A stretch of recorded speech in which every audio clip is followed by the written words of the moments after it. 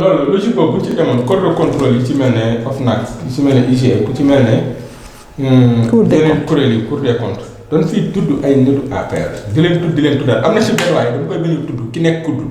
moom du ko tudd ci lépp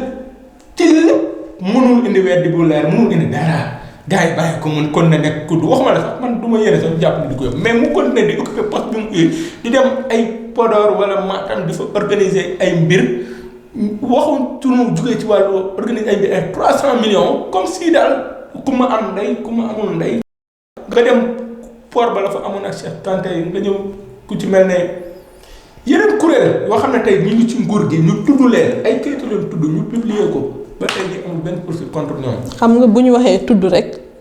bu ñu waxee tudd présomption d'innocence am na. mais pour Khalifa dañ ko tudd moo tax ñu woo. waaw dañ ko woo. léegi nag ñii nag mais noonu la tuddee maire Kaolack. man déglu naa Kassé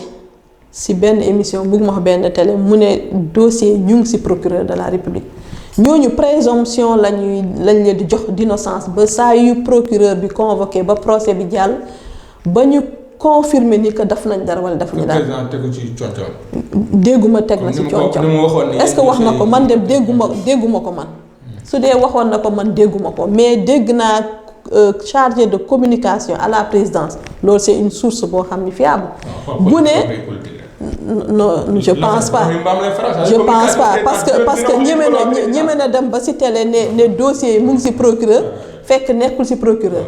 je pense pas juste non on est au Sénégal ça il y a des gens sérieux au Sénégal non ñooñu bind nañ seen kàddu gars yi dañuy politique gars yi moom bu ñu toogee ci kanam télé ak rajo yi côté dossier yi moom duñ ci wax lu leer li tax day wax li taxal opposition bi wax li setal pouvoir bi non man gisuma loolu bu waxee loolu ñemewul joxe une affirmation comme ça à la télé sénégalais yëpp di seetaan monde yëpp di seetaan fekk amul. mais ku waxul lu gënal nguur gi. gaa da ngay dàq. kan moo ko dàq Ablaye Bathily politique uniquement mottu la. déedéet du loolu ñun ñu ngi nekk ci suñu biir parti ñuy wax nit nag su waxee dañ koy tontu. bu dee yow man yaa ngi wax maa ngi lay tontu Ablaye Bathily bu waxee dañ koy tontu. mais kenn waxu ko mais xalaatam la wax ñun tam ñu wax suñu xalaat. non li mu doon ut ci Union africaine bu ko amal si c'est-à-dire que wax na daal nit ñi toog kenn ku ne nag loo wax mais est-ce que parti bi wax na mais nit ki comme man ni ma ñëwee jël ci sama propre initiative di wax ak yow keneen tam mun na jël propre initiative mais ça n'engage pas le parti. bu ñu waxoon ni pose bu doon monsieur Seydou Guèye moo wax ñu ne lii position parti bi la tontu nañu Ablaye Bathily mais une personne X bu waxee. waxam la c'est ça.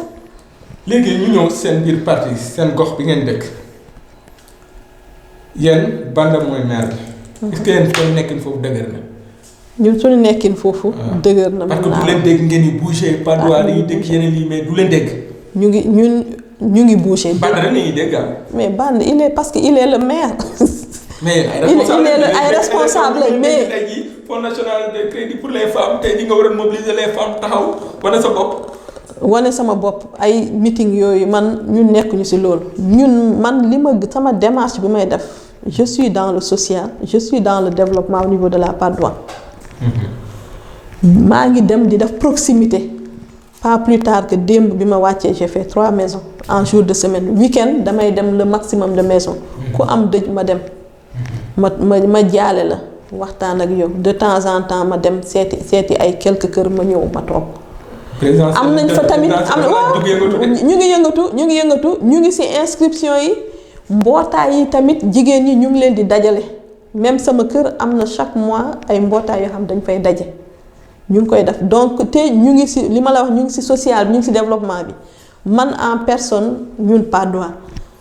enrôlé naa 500 personnes à la CMU les 100 premières personnes ba ma koy def au début de la CMU li ma doon wax ni que à la télé ça a été montré à la télé que na responsable yépp daf noonu parce que sénégalais da nga koy andil dara luy njëriñam ba ci buntu këram. du concret quoi. mais tant que wonoo ko dafoo nuñ koy waxee opérationnaliser woo ko wala jëluloo jox ko pour mu def ko ça pour duñu xam duñu jéem a jël seen moyen même bu dee 3500 malgré li leen ko président yomb la duñ jël def ci donc man dama jël ay lu mot 100 personnes dans un premier temps enrôler leen à la CMU ñuy dem di faju ba gis njëriñ bi. J'ai organisé au niveau de la Padoie 2 jours de consultation gratuite cancer du col de l'utérus, cancer du sein, don de sang. Et j'ai mis en place au niveau de Nabi Choucair une unité de dépistage et de traitement des lésions précancéreuses du col de l'utérus. Salle bi boo ko gisee li fa nekk ci équipement yi mën naa ko def en donnant 2 tables de consultation gynécologique, un appareil de colposcopie, un appareil de cryothérapie. Boo demee Nabi Choucair ñu won la ko. Les femmes se consultent là-bas. am na ñi amoon début de cancer du col dañ leen traité foofu ba tey ñu ngi dox seen soxla. Donc ñun ci loolu la ñu nekk. léegi ci financement yi ñoom lan mooy ci seen wàll. dégg naa financement yi seen militants yi rek ngeen koy. non loolu moom amul moom jigéen ñi farak loolu moom amul bu dee nit ñi dañuy wax xam nañu financement bi du temps du régime de président Macky mosul mel ni te pourtant les fonds existaient. Man avant d'être à la tête de ce fonds balaa may jiite fonds bi mosuma woon xam ni financement jigéen ñi am na mais léegi c'est médiatisé, tout le monde est informé. du loo xam ne dañ koy def en secret comme ni mu fi amee woon dañ koy médiatiser su amee session dafa parce que ñun du financement kese dañ lay def renforcement de capacité. Femmes yi dañ may dab di ma wax ni que gëm nañ ni financement yi c'est pas politique parce que man ba ma déposé yàgg na mosuñu ma woo maa ngi doog a am financement. te ni ñuy financer nous sommes à plus de 1800 individuels et groupements de femmes financés rien que le FNCR au niveau national. Sans compter yeneen fonds yi sans yooyu ça veut dire que mënuñu financer suñuy militants kese mënul nekk. mais li dal yeneen parti yi est-ce que dalu leen. lan moo dal au niveau de Patte d'Oie mooy APR dañ ne bu dee am na jafe-jafe mooy seen biir la maanaam ñàkk déggoo bi ak jalousie bi si seen te bi kenn du bàyyi sa morom dem est-ce que vous avez ce problème yéen. am nañu problème boobu am nañ ko. foog naa loolu du question nekk ci parti politique ou bañ a nekk ci parti politique sénégalais yi en général dañuy bëri di def noonu et puis c'est par rapport ak conviction aussi yi nit ñi di demee kenn ku nekk aussi ak say conviction kenn ku nekk ak sa éducation mais structure bi ñàkk structure parti bi gox bu ne ñu ne déw ko jiite topp ci ginnaaw jiital ko. mën nañu wax ni que non mais su fekkoon ne nit ñi ils sont responsables même bu ñu structuré wul. On doit converger parce qu'on a un intérêt général, un intérêt commun. C'est le parti, c'est le président de la République Macky Sall. Donc ñun suñu action yi ñu war a def yëpp dafa war a dem si nu ñuy def ba parti bi gën a am doole nu ñuy def ba président Macky gën a am doole. Donc structuré ou pas kenn ku ne boo liggéeyee sa wàll da ngay ñëw sotti si même panier la ñuy sotti donc du question structuré wala ñàkk structuré. ñu jeexal ak fi réew mi toll wàllu jàng bi wér-gu-yaram juriste yi. Il y a tellement de problèmes nit ñi ku ne jug à un an des élections est-ce que lu gën ci nguur gi la ak ban taxawaay la doon am gis nañ xalif général yi Tijaan impliqué wu pour mën a dalal jàngalekat yi tey ji nguur gi yow lan la war a def ngir mën a fànq loolu parce que nag di wujjeeg ku jëg politique rek doy na coono waaye bu ci ñeneen duggee bay ay grève yooyu mun na diis ci bopp nguur gi parce que gis nañ Ablaye Wade bi muy daanu ci conditions yi la daana woon du rek ñu doon opposé ak moom ci politique mais ñëpp ànd di ñaxtu. léegi xam nga problème de patriotisme bi ma doon wax ni que ñi bañ parrainage bi loolu moo fi nekk c'est que syndicat yi seen stratégie la. À l'approche des élections dañ naan luñ fi amul duñ ko amati. moo tax ñoom ñëpp pratiquement ñu def tir groupé di def pression mais il faut que aussi li may wax nit ñi nañu xalaat seen réew d'abord avant ñuy xalaat seen propre haine. Enseignants yi c'est plus ngeen doon wax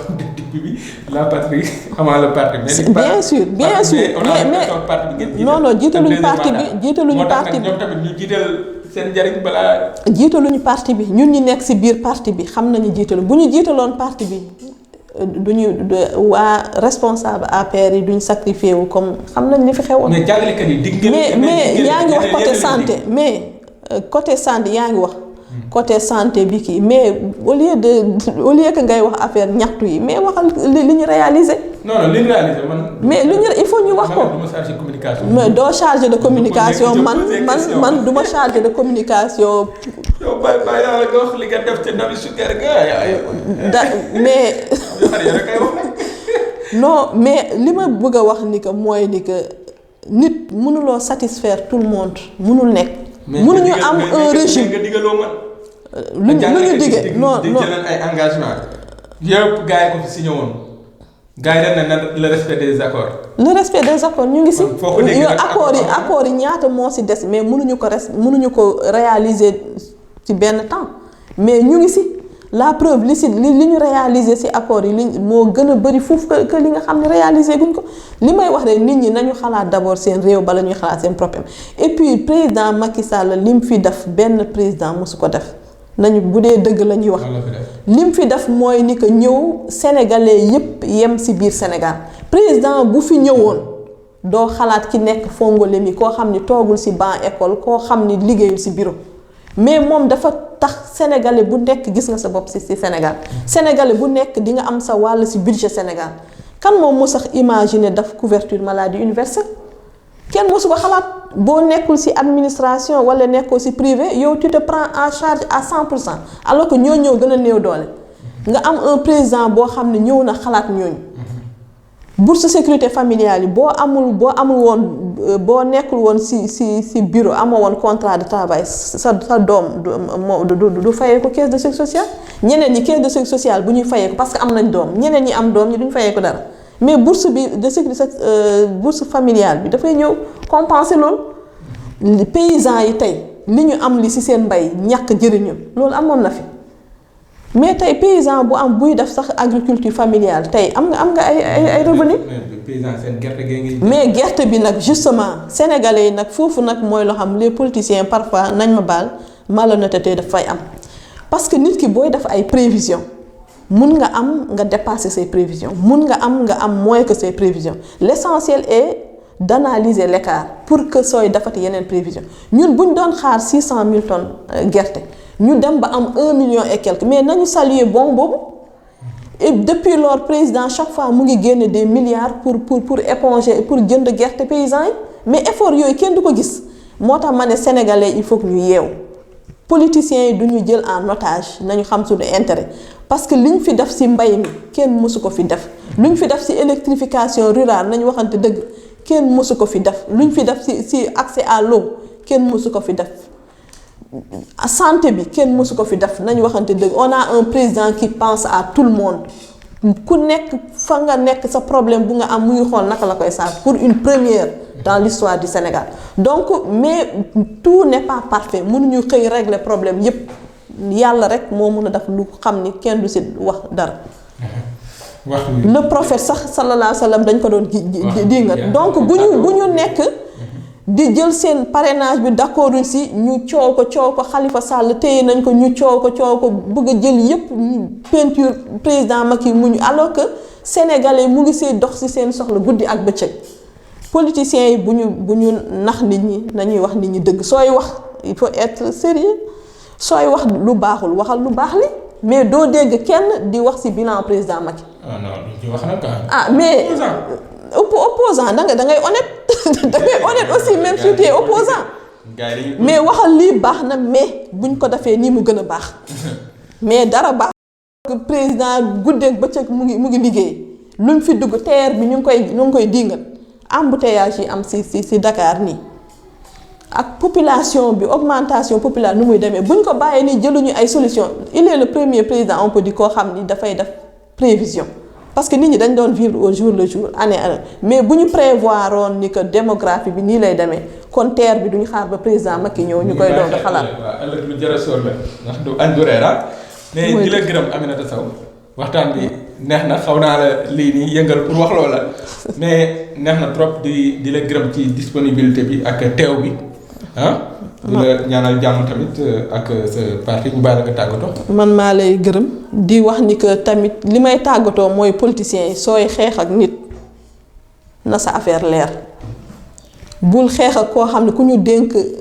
alal ngay jël ci alal bi ci naka su dul loolu bëgg ko xeex politiciens yi boo bëggee laaj réew bi na nga fexe sa loxo set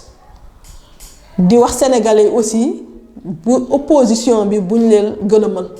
na ngeen xool li président Macky def ngeen xool seen njëriñ bañ a xool waxu politique yi merci. Aminata Sow di directrice fonds national de crédit féminin